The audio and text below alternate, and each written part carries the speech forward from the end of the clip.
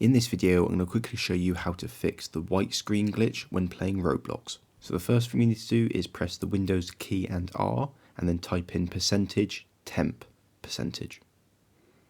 Now we're going to press OK.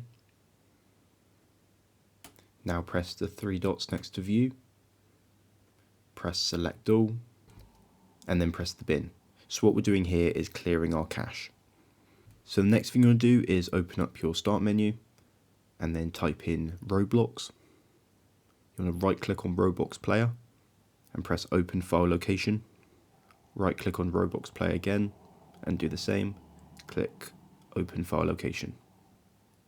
So now under Roblox player beta we need to right click one more time and we're going to press properties. Now under compatibility up at the top here. Now tick the box next to run this program in compatibility mode 4 and then make sure this is set to Windows 8. You also need to tick these two boxes here. So once you've done that, you can press apply and then press OK. Now we can test to see if this works by double clicking on Roblox Player Beta. So if it's not worked, the next thing you can try is going back into the Start menu. Now click on Settings. Now you need to click on System and then click on Display.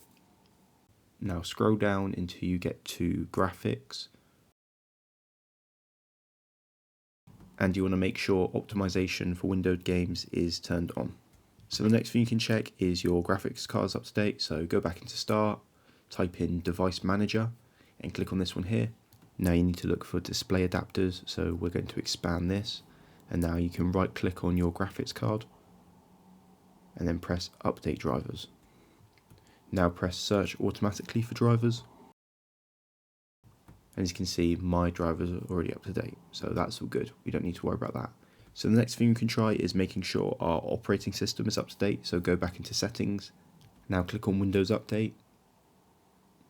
And as you can see, mine needs an update. So what you can do is you can restart it now, or you can click this tab and just reset it when you need to, and then run Roblox one more time and it should be working. Thank you for watching the video. Let me know down in the comments below if you found this helpful.